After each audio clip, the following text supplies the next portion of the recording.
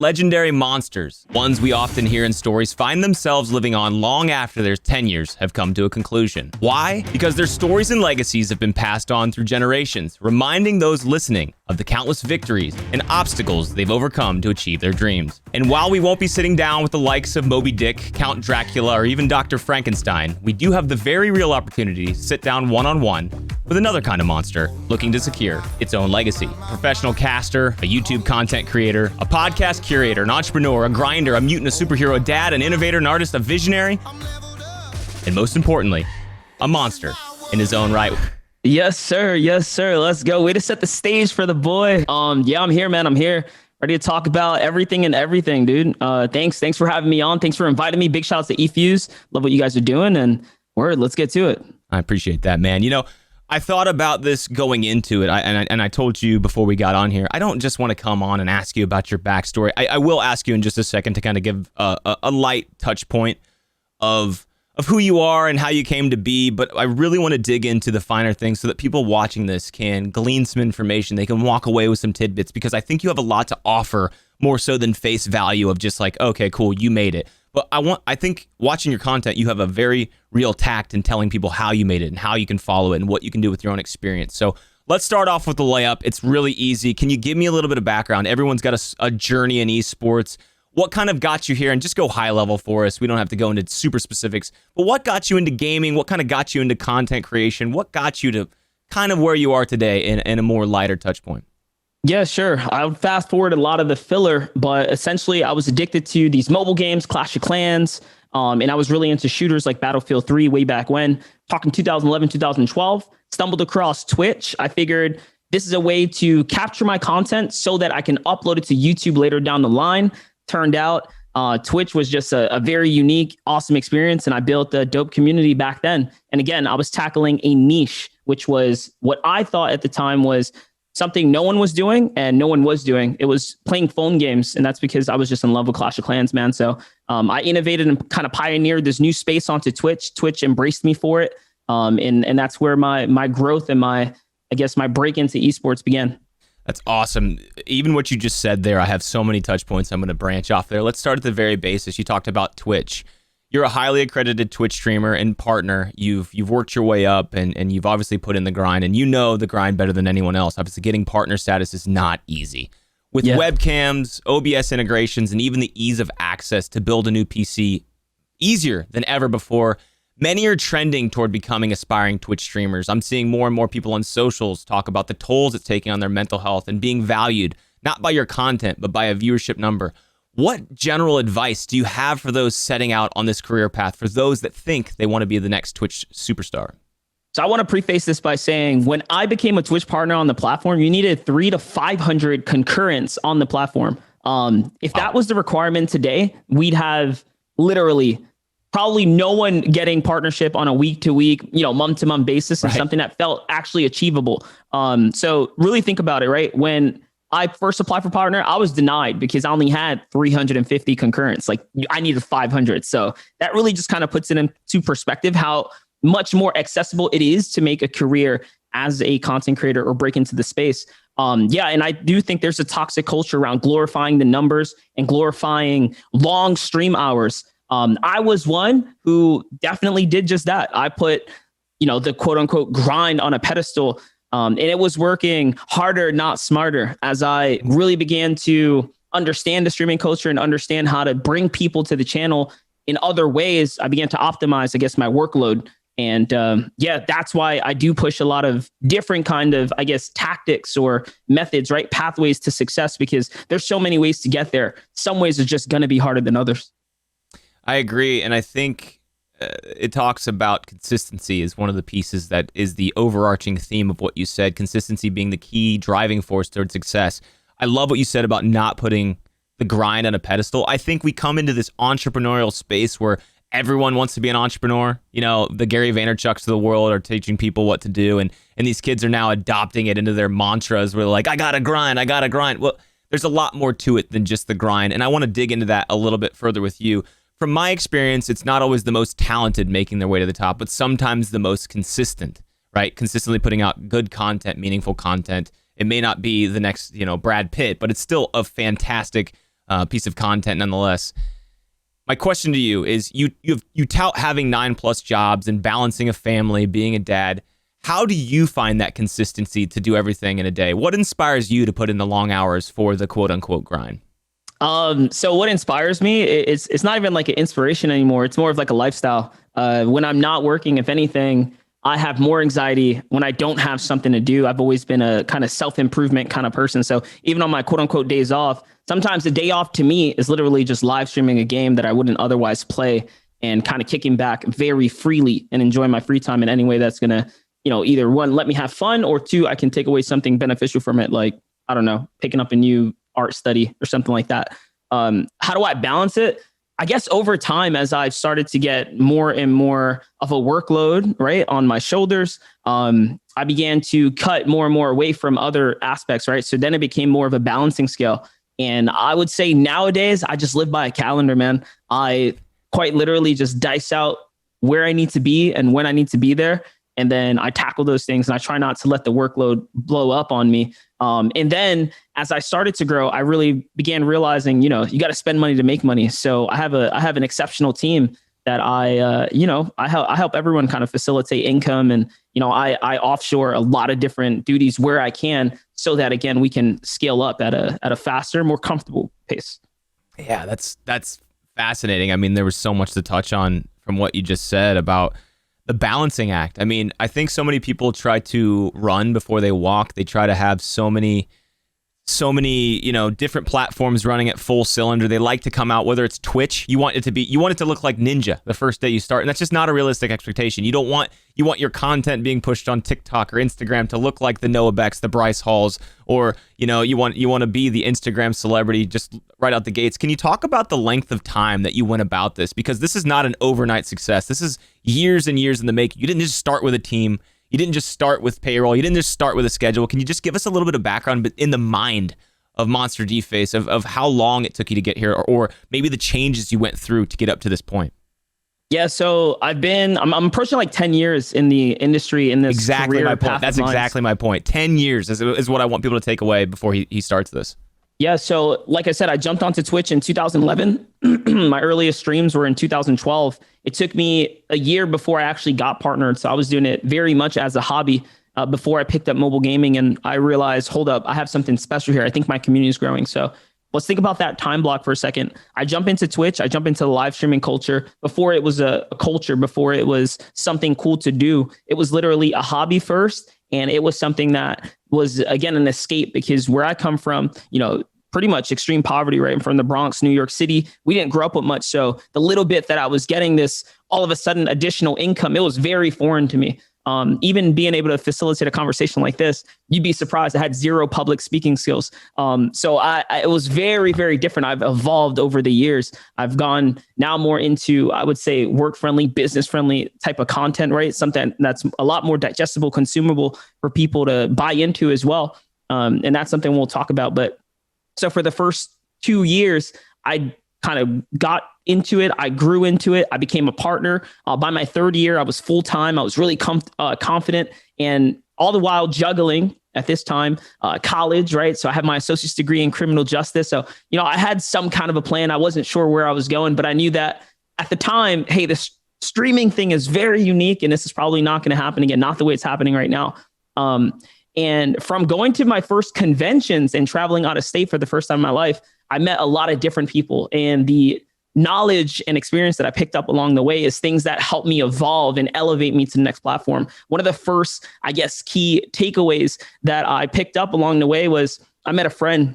His name is Albert. He goes as DZ Live on Twitch. That was his old username, but he was an older gentleman into kind of podcasting and, I guess a bigger scale, right? More of the quality, not necessarily the quantity. And he was an older gentleman, but he kind of put something into perspective for me. He told me, hey, listen, Monster, what you're doing is great. Like, you're killing it. Your subscriber revenue and income, yeah, that's good for someone like you. But he said, that's your A revenue.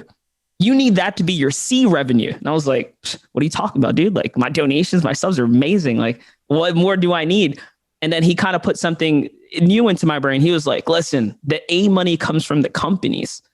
The B money should be coming from the sponsors. The C needs to be your revenue. Let that be the last source of passive or income that you need to tap into, never run your community dry. And that really stuck with me, because then I realized, like, man, do I have so much riding on the backs of the people that support me. And I was getting into what was more of a comfort sort of trend. And remember, I was just doing this. There was no role models. There was no pathway to this. It was just you kind of go along. And it was at that point I realized, yeah, if my chat just decided to not show up or if you get canceled, it's all over. It's gone. And I have nothing else. I'm going back to doing schooling or whatever. And that's where I made the pivot into, how do I make my content accessible to more people? But more importantly, how do I get the client, the company to really buy into me and want to invest in me? I can't be the guy on social media bashing these guys and then expect them to work with me, because I was that guy. I was that influencer. Like, dude, your game sucks, right? And like, the toxic, the frustrated kind of responses that would come out of me on social media. I didn't realize that those are the key reasons why companies are like, yeah, we definitely are not working with that guy. But I was naive. There's so much to unpack there. It's amazing what you're coming up with, because I think this is as pure of advice as anyone can get who's setting out in this career path. And I want to touch point on one topic, not just the fact that you need to make as many disposable incomes as you can, or find ways to turn that revenue A to C, but you touched on another point of creating the most mediums, because I think that's the most obvious one, the lowest hanging fruit for people that are starting into this. As a successful content creator and someone who's achieved that throughout multiple social media channels, what do you say to those who use the phrase, I only use my Twitter to promote my content, I'm not on Instagram or TikTok or YouTube? So my whole thing is, I'm very much, not every platform's for every content creator. I've given a stab at all different types, right? And some just stick harder with me than others. And the ones that resonate most with me are the ones that I push the hardest. So I want to really lay that out for people, because I think there's another just misconception around, you have to be on everything. Like, you have to be on TikTok doing the cool things that TikTokers are doing. You don't have to be at all on any of those platforms if you don't want that kind of audience. Remember, you need to tap into the demographic that's going to relate to you, but also keep you happy, right? Because this is why influencers get this burnout, because not every platform's for everyone, and they're not willing to accept that. And it's okay. Like, literally, like, I'll be honest, I don't consume TikTok content, and I don't really use the platform very often. And the times that I do, like when as I get into my little strides, I got about almost 20,000 followers on there. I'm posting my own kind of content that is not necessarily built for that platform, but it's my own version. So I think you need to always focus on what you want to do and do it your way. You don't have to be like anyone else. If anything, I stay very far away from certain types of trends and even like words, right, that are thrown around the community. I try to build my own vocabulary, build my own style that really bleeds heavily into my esports casting. If you really listen to what I say, I never try to repeat phrases or catchphrases that other casters use. If anything, I'm innovating those lines and coming up with different ways to express myself. And that's what content creation is. That's what this whole thing is, right? It's a form of expression. And ultimately, whether it's baby steps, whether it's a sprint, whether it's, a large, moves forwards, we're all moving in the same direction, and you will still hit the end goal. It's going to take a different amount of time for everyone, because no one's path is the same. But so long as you're making those steps and progressions, you will hit a finish line or some kind of milestone that you're looking to achieve. So yeah. That's kind of my take on platforms and how people want to tackle them. I don't think anyone should be on every platform. If you don't like a platform, just don't use it. I like that. It could be a new meta. I mean, back when it all started, I think some of the advice of those entrepreneurial guys and the people that were talking about digital audience and the importance of harnessing a digital audience, they said be on all, and all tides, all socials rise with the tides together. But I think the new meta might be what you're talking about. It's the niche can make you rich. It's focusing on the community you're building and where you have the most weight and emphasis. Now, I do say that if you want to help build them in parallel a little bit, focusing on them or having a little skin in the game never hurts. But I love doubling down on what you're good at. I think that's... And again, I don't want to take away from the fact that it doesn't hurt to put the same content, recycle content, right? I'm not saying don't recycle content. What I'm saying is, certain platforms are just built for particular types of content. Like TikTok is the prime example of, if it's funny, if it's cringeworthy dancing, or like, you know what I mean? Something that puts you out there, that kind of shameless comedy, any of that kind of stuff, you're going to thrive on that platform, right? Serious type content and certain types of other content on that platform in particular is going to be hard to get people to consume or buy into, right? So that's what I mean by focusing on a platform. When I say focus, I mean build the content for that platform so you can thrive on that platform. That's a stellar right there. You know, and that transitioned me to my next question I had for you. The world's kind of changing in the way we digest media. You hinted on it. TikTok is now not really focused on serious content, long form content. It's very focused on scroll through. You have 5 to 10 seconds of my time and you better hit it or not. It was once popular to always do 15 to 20 YouTube videos. We're seeing that change, obviously, with AdSense adjustments and the way content creators are becoming unique, as you said. Whether it's monetized TikTok or a minted NFT, we're seeing things become shorter, even static forms of digital content. How do you see the world changing in the next few years in terms of organic content? Ooh, organic content is, if anything, becoming harder and harder to come across, right? Because all the advertisement agencies are now really trying to bite into this influencer space, and they're getting in for cheap. There's a lot of different ways to optimize your bang for your buck, right? Whether it be breaking into tournament ecosystems, whether it be, targeting influencers directly or just the ad space. So it is becoming, I think it's going to become harder and harder to grow organically. And then by the time we get to this point, like you said, in a couple of years where it's going to be hashtag ad everywhere. And it's true. Like I myself, I'm not even like the biggest quote unquote influencer. I'm just very like, efficient in a certain space that no one else is really operating at the way I am. Right. So I'm unique in its own, and I have tons of opportunities or different apps and people that want to buy into me. And I'm just like, if this is what I get, you don't even want to see the emails of X, Y, and Z, right? Because, and again, there's so many other influencers on my level that are probably not putting themselves out there to be reached at. But again, it doesn't change the fact that companies are hungry, right? Clients are looking for people to buy into. And again, it's all to tap into the consumer. What do you say about the concept of pushing out kind of white noise or all the static around you? What do you say about the importance of saying no sometimes? Every deal thrown at you is not necessarily the dream deal you're looking for. Is it important to have the ability to say no to certain things? Oh, it's important to have the ability to say no, man. I learned that the hard way. I signed a deal very early on, my very first ever sponsor deal. It was only like $100 a day for a day rate. And I thought I was doing, I'm pretty sure I was doing like, I came in this like 2 or 3 hours to play this app. And I signed it for a year. I quickly learned like 2, 3, 4 weeks in, like, oh my gosh, I hate this game. This game sucks. And I am so committed. Like, there's nothing I can do about it, right? Like, I'm literally committed to this. At that time, it felt like a lot of money, but how quickly my channel escalated within 3 to 4 months. I'm like, bro, I am getting robbed right now for what I just agreed to. And then I had to finish that out. So I learned the hard way it's okay to be like, nah, dog, right? Or just agree to something shorter, or, curate the deal so that it fits your needs. And this, I go through this all the time because as someone who's operating another business, and this is not even anything we've touched into, we've only really kind of hit the surface as my influencer kind of side of things. I've run businesses as well. Stuff comes in through the door and I'm just like, man, I really want to do this because it's like a cool thing, or, there's potential here. But at the same time, you really have to weigh the pros and cons. The dollar isn't anything.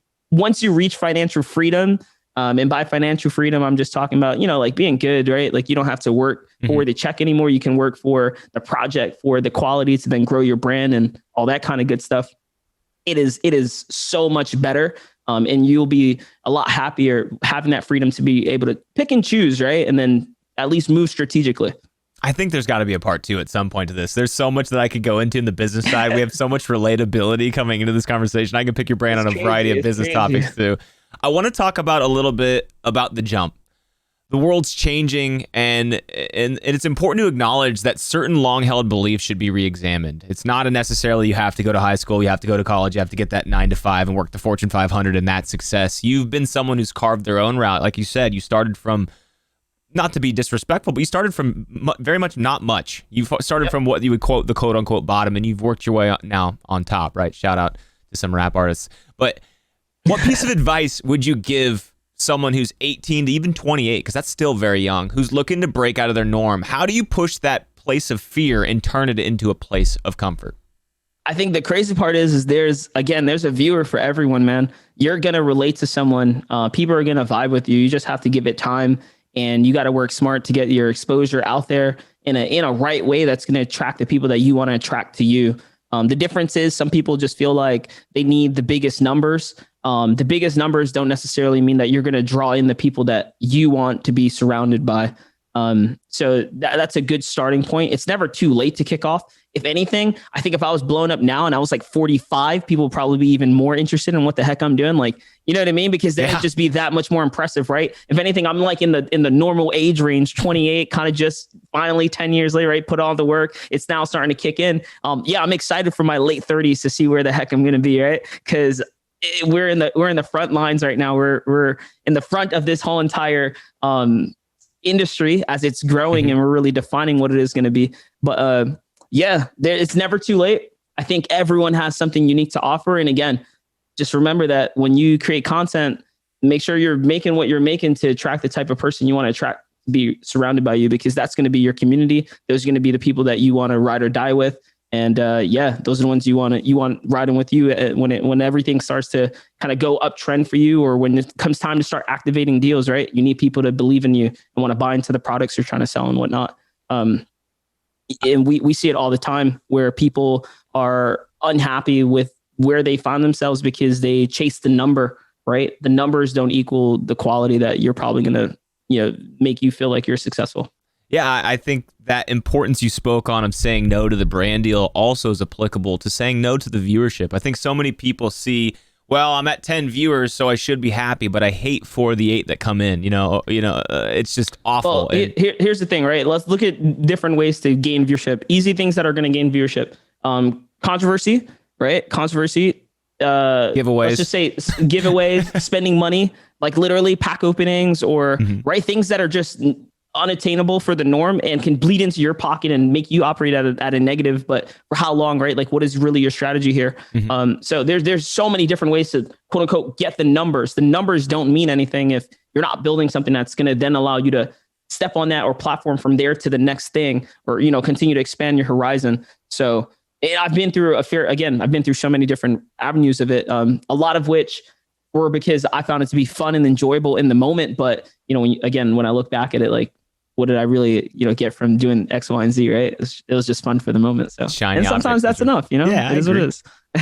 I agree. And I think what you're touching base on is meaningful content. I think it comes back to being true and authentic to yourself, finding this intrinsic value that you've created yourself and bringing it to others who then identify with it and something that you truly believe as the creator. Because whether you're Gary Vaynerchuk, like Mr. Beast, Elon Musk, or even the Wendy's Twitter handle, we're all hearing about the importance of digitizing your audience and creating authentic value to those who interact with you. And you touched on that here in the last point. But what does meaningful content mean to you in a general statement, or just maybe as it relates to who you are as a person? What advice do you give somebody when they hear the term meaningful content? It kind of depends on the platform and depends on the audience you've built up. Meaningful is going to be understood or, kind of taken differently for each person. Like, everyone's going to interpret what that means. Same way, I kind of give a line to everyone that follows my content. This is something I say very often: define success for yourself and set out to achieve that, because everyone's measure for success is also very different, right? In my eyes, I'm very, very successful. You look at someone who's 10x following of me, they might look at it like, nah, dog, that ain't where you need to be, right? Like, like, it just really depends. I think the same things when it comes down to meaningful content. Like, I don't really post a lot of video form content on Twitter anymore. But when I do, it's me like, yo, what's up, guys? And I'm going to talk about something. Like, I'm going to literally hit a bullet point, hit a controversial topic, and or teach something, right? Like some kind of learning moment. Those are the video forms that I tend to put out nowadays. Whereas before, the video type of stuff I'd throw out was like gameplay content, which now to me, that's like filler. That's not meaningful anymore, right? So as an influencer and a content creator, I've also evolved into what I want to throw out there. And that will happen with people that make content. But you need to find out what it is that you want to tackle when you start these platforms. For someone that wants to get into esports and casting and stuff, so that meaningful content is literally throwing those clips out there, good big plays and those punch moments, right, to kind of prove their worth and start getting stuff out to the world. As I read that question back, it might be a trick question. I think that's very fair to say, what is meaningful content? And the answer being exactly what you said. Meaningful content is whatever you decide for whatever platform you're on, as long as it remains authentic or people can take away something from it. So I love that. I will end on this because I think there's going to be a part 2. You and I could talk for hours. I think we have a wide variety of subjects, a wide variety of experience. We're just getting started. I know, bro. I can crack. We got to get into a clubhouse or something. We could rock this shit all day. Last question. Is there any key piece of advice, and this is just high level, one piece of advice if somebody watches this video and I write in the caption, skip to minute 22, this is the piece of advice that MonsterDface wants you to walk away from if you're getting into any kind of business, albeit entrepreneur or content creator space. What's one thing you harness to remember every day that keeps you going, or just remind yourself to stay successful? How do I remind myself to stay successful? And this is like the most, I guess, cliche 3 words okay. you can find, but you just do it, right? Like you literally get up, tackle what it is that you want to achieve or do for the day. If you have to make a video, go make the video. Like, what are you waiting for, right? If you just knock it out, you put it out, you're going to feel a lot better about yourself. And believe me, it takes a while to get into your groove. It takes a while to get comfortable. But once you get there, it becomes so much easier. Doing a podcast like this, easy, right? Check it off, get it done, move on. What happens next? You keep knocking things out and you will keep growing. I built the business in the last year from, nothing to literally a 6-figure business already. And we're just continuing to pile drive through. And it's one event after the other. It's not making any excuses and it's putting in the work. So you have to get out there and tackle whatever it is you want to tackle. That one step that you take will definitely put you one step closer to a bigger goal or to your next big project. You don't even know it's waiting for you. You need to stop making excuses and just do it. If you're thinking about this podcast, just do it. What is this? 26 minutes of your day right now. That's our raw footage. 26 minutes, add another hour to editing, cutting it down to where you want it to be, and upload takes 6 minutes. Depending on your, it's cake. That's 2 hours of your day. You have 24 hours in a day, at least to be up 14 to 16 hours and get enough sleep for the next day. There's nothing you can't achieve if you want it bad enough. That's why my man MonsterDface is one of the biggest and best monsters in the world. You're going to read about his story long after his tenure's done on Twitch or a podcast or a business. His legacy will be cemented, and I know so because I just spoke with him. Monster, thanks for taking the time to speak with us. Appreciate you being here. Thanks for the shout out to eFuse, and man, go keep killing the game. You're welcome, man. Thanks for having me, guys.